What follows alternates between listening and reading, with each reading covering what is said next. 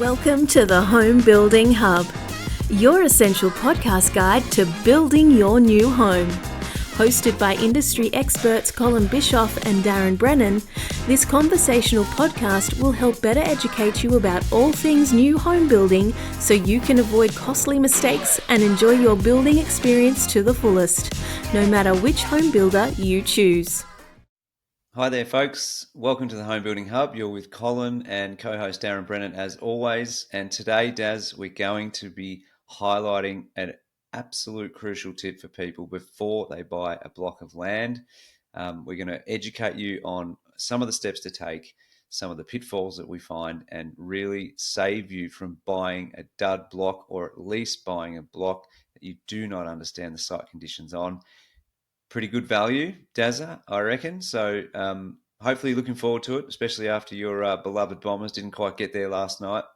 I know you're a bit down. You're going to get through it? Mate. I'm hurting. It's disappointing, mate. Finals are looking good about 3 weeks ago, and they're looking very shaky right now. But anyway, that's okay.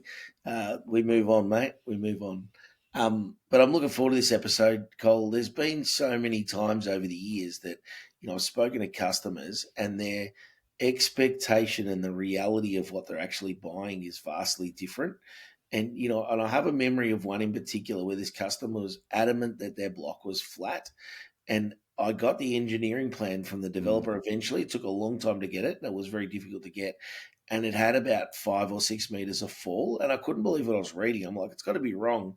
So we drove to their block of land, and it was on the side of a cliff. It was just incredible. And I'm like, I don't know how you expect us to build a house. Like, it was just about impossible to build on that. And the neighboring block, you could tell that they'd actually used like dynamite, blasted out rock into the side of this, cliff essentially to build the home. And, we would have had to blast out rock, and that would have done damage to the house that's next door in the process. So, we just don't want you getting caught like that as the consumer out there. And that's really important to us, that you're getting the right advice along the way. And that's what this episode's about. Yeah, good. It's true. So I guess for everyone, before you buy a block of land, this is not to scare you. This is to educate you. Okay, it's really important to understand that. It's important that you understand the site conditions. Now, you are not going to understand site costs and the implication of all these things, as well as someone with the experience in new home sales, for example, or a builder in itself, and the resources and the people they've got.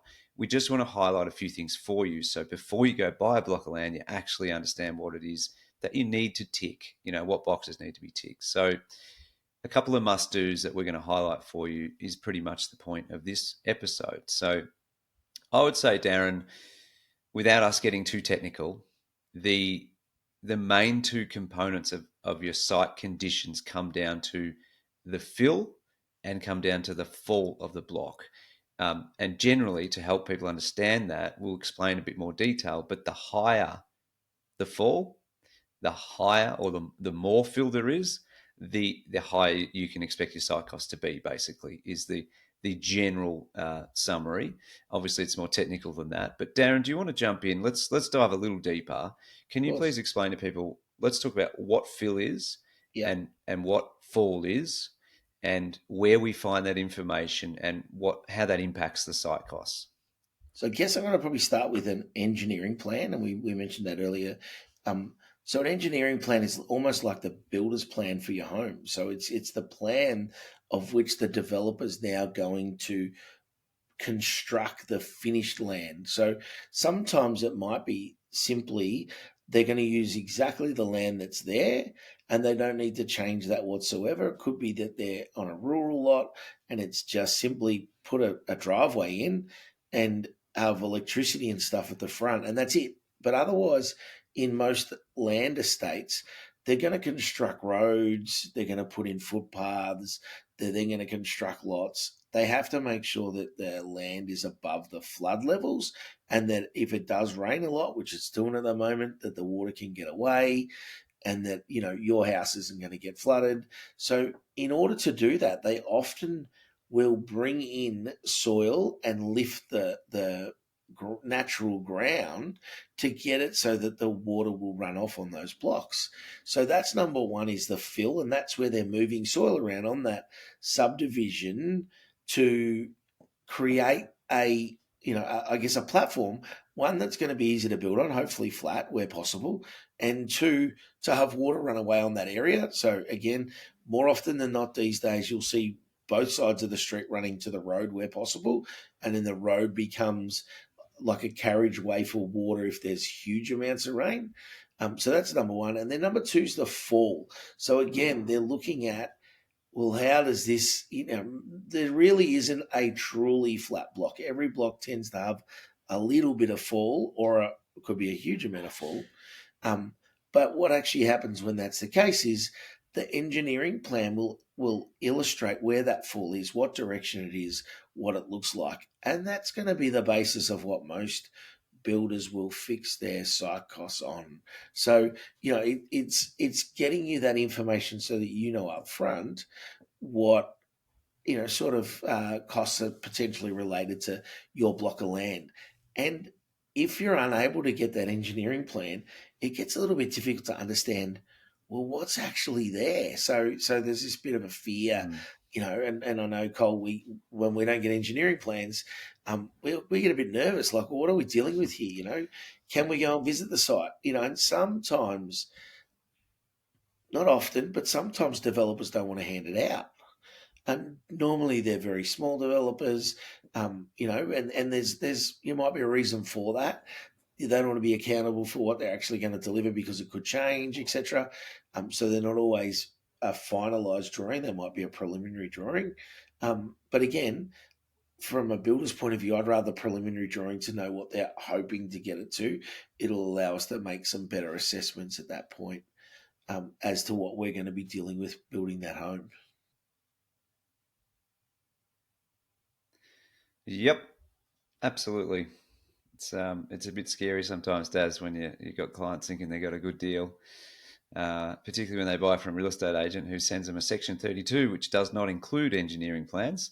Yeah. And we're like, hey, we need to see engineering. But yeah, it's something that we see all day, every day, and we just want to highlight to you guys who are sort of watching and listening. And I think to dive a little deeper again, Darren, what I want to do, I'd love to highlight 4 more common errors and oversights, I guess, to be aware of.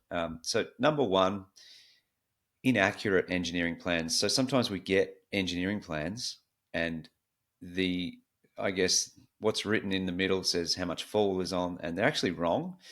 Yeah. Literally 45 minutes ago, Darren, I was reviewing one for one of our sales team, and in the middle of this block, it says 460 mil of fall. And then I'm looking at corner to corner, and I'm measuring 1.88 meters of fall.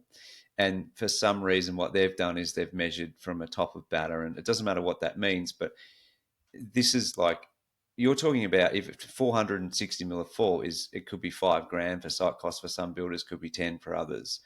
If you're talking about 1.88 meters of fall, you're talking about 30 or 40 grand of site costs for most builders, right? Absolutely. So it's a substantial difference.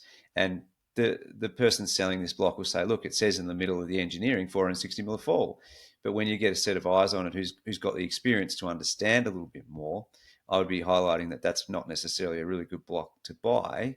Or if it is, and it's a good size and a good location, just be aware that your site costs and your quote's going to be maybe 30 grand instead of $5,000 for site costs. And you have to factor that into your budget. So I it think happens also, quite a bit. another bit that comes unstuck on that exact example you're dealing with now is that depending on your building surveyor and how they're interpreting the new NCC laws with flat transitions into the home, meaning, it might be that you've got a flat floor between your garage and your house, or you need to run a ramp to the front door potentially. Well, that can really come into play in a big way right now with certainly more fall. So, again, talking to your builder and finding out a bit more information is really going to be helpful in that space. Just don't want to get caught again. Yeah. Yeah. Yeah. So fall's an interesting one because most people think about fall like back to front or front to back. But one of the things that I find people always neglect to look at is what is side fall. So does your block have a situation where, in most cases, side fall's irrelevant because it's generally pretty flat from left to right and right to left, whatever it may be. But there's some blocks where it's higher on the left or higher on the right than the opposite. And that actually substantially increases your need and requirement for retaining walls, which is the next one we'll talk about. But it's something that's quite often overlooked when reviewing, particularly by people who don't know to look for it. So the idea of understanding what your fall is back to front is great, or back to front to back as well. Fantastic, but you need to know, okay, is there any side fall? Because that will impact exactly what you just said, Darren, around the access to the garage and all those sorts of things as well. Number 3, as I've already highlighted, is retaining walls. So I want to highlight this one, Darren, because retaining walls is a bit of a bittersweet discussion for us, because our product is full turnkey, meaning landscaping is included. So when we quote site costs, we actually factor in retaining walls a little bit more than the average builder, because most builders provide a house on a block and they don't have to worry about landscaping. So what happens is, and they're not doing anything wrong by that, but sometimes they don't need to put retaining walls because they don't need to worry about landscaping. In our case, we have to factor that in. So sometimes our site cost for retaining walls is actually a little bit more than the normal builders because they're not considering at all. It's a bit like a land agent saying, here's the price of the block, the site conditions will be all right, no problem. But they don't have to worry about the build because they're not building it. When I say this, the builder doesn't have to worry about the landscaping because they're generally not doing it. The last thing you want, and what I do see a lot, Darren, is when a client completes the home and then they look at the side of their house and they see this angled, what 45-degree we angle call batter. So you walk out your laundry door and you're like, gosh, there's like a steep, little downward hill there. And now how am I going to landscape that? Well, the reality is that you're going to have to pay for it now because you've got to go and get your landscaping done. You're going to have to bring some more soil in to level it up a bit. Still needs an angle to make sure the water, rolls away. But these are the things that people don't think about or discuss with builders who do not provide landscaping. So I like to highlight that retaining walls are, something that's quite often needed. And in our case, one of our builders, we often say they over retain, but it's a positive because they're retaining for the benefit of not just the build, but the benefit of the landscaping as well. So yeah, it's definitely something I guess that I would highlight as a misconception or an oversight. And then the fourth one, Darren, that we want to highlight here is easements. The impact of an easement on your site costs can substantially, change or increase the site cost, right? So if you build, first, an easement is essentially the pipes that that run underneath the land. Usually they're at the back of a block, and let's say you're building a brick veneer home right next to an easement. You can't build it on top. You build it right next to an easement. If the council comes along because there's an issue with that pipe, they're going to come and dig it up, try and repair it. You need to make sure your house is able to support itself. So what a builder will do if you're building close to an easement is they will provide additional piering underneath the home to make sure it's better protected. And additional piering equals additional money. So just a couple of little extra bonus ones there, Darren, I think, around site costs and bits and pieces that people don't quite understand or are not highlighted, I suppose.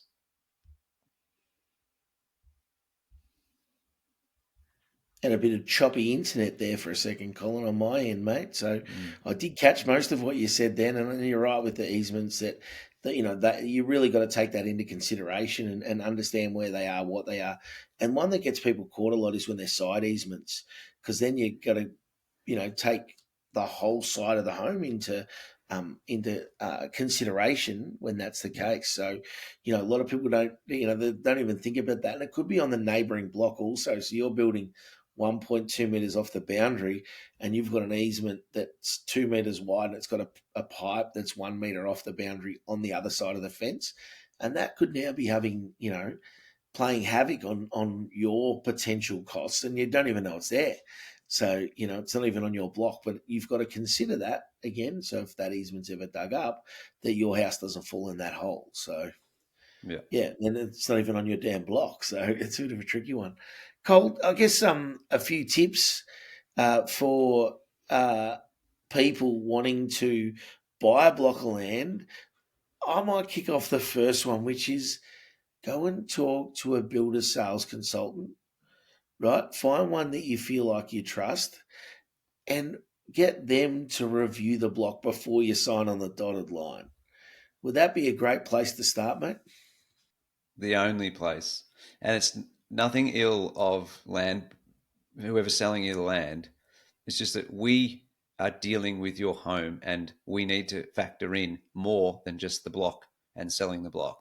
We need to factor in site costs. So naturally, you should go to the people who need to price that up for you and make sure that they're across it for you. Okay. So site costs are pretty complex and you want someone who knows what they're doing to highlight what to look out for. I was going to say also where I've seen people come unstuck is they've spoken to the land agent and said, "Oh, how much should my site cost be?"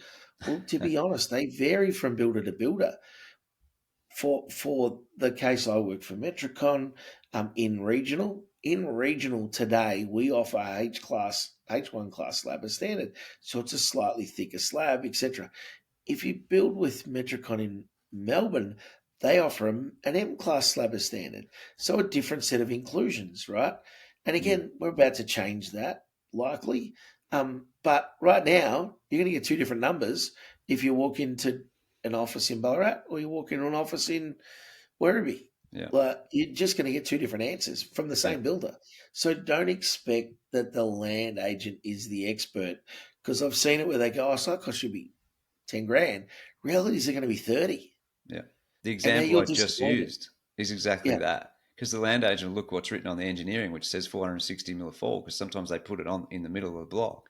Yep. And then I would look at that and say, no, it's going to be 30, 35 grand, including Yeah. retaining walls. And then the client would go, well, you're just trying to rip me off.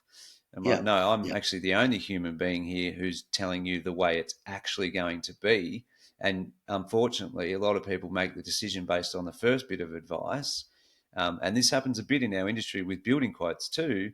They go, no, I'm going with them because they're cheaper, only to realize a little bit later they're going to get hit up or have to pay for the crap that I've already identified up front because we're more transparent, open, and honest. That bites Yep. us in the ass all the time, Darren. But I can't not tell the client the truth, Yeah. That's So the right way definitely to. get someone to check it. Your number one tip, Darren, is spot on. Number two tip, I want to read something out, Darren, because I find this pretty amusing if I can find it. So basically, there's a little thing that I found here. If it lets me load it up on the computer, it says, I'm honoured and thrilled to announce that I've been selected among the top 5 applicants who participated in the professional and most respected exam, which evaluates the skill and ability to operate fuel-based vehicles. I cannot wait to see what the next chapter holds, and I cannot express my gratitude and appreciation enough to the Ministry of Transportation, Google, NASA, and my neighbours who supported me during this challenging journey. Bit of an effort. In other words, that's a LinkedIn post, right? The reality, I got my driver's license. That's pretty much how I view LinkedIn these days. It's like people put all this fluffy crap on, like, just cut to the chase, mate. Like, so I would say the second tip, don't fall for the advertising of the block.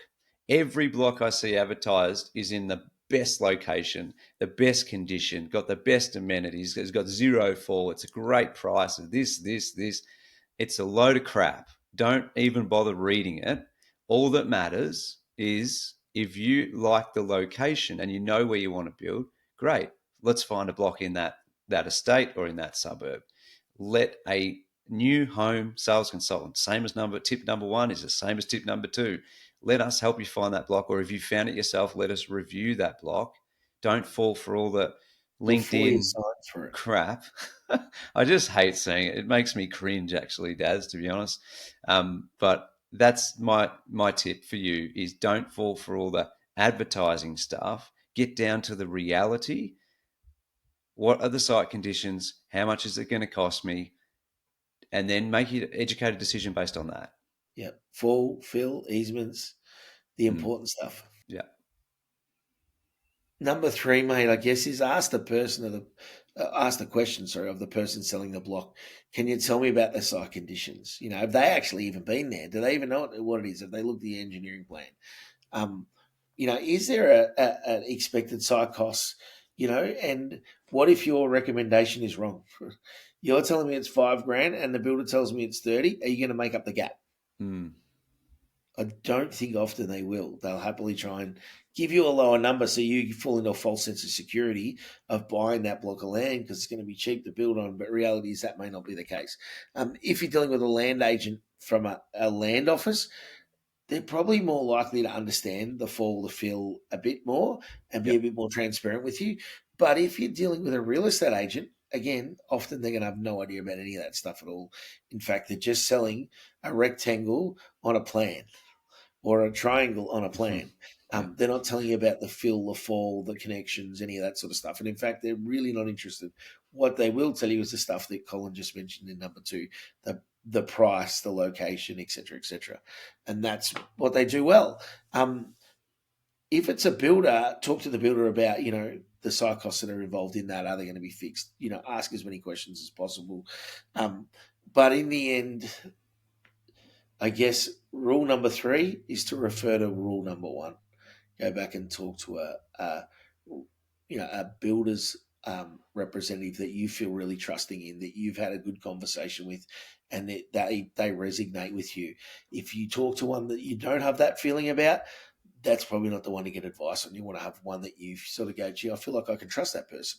And that we've all been there when you go, actually, I feel like I trust this person. They're really transparent, and I feel good about my conversation that's going on with them. So that's where you want to be and the person you want to be talking to. Great, mate.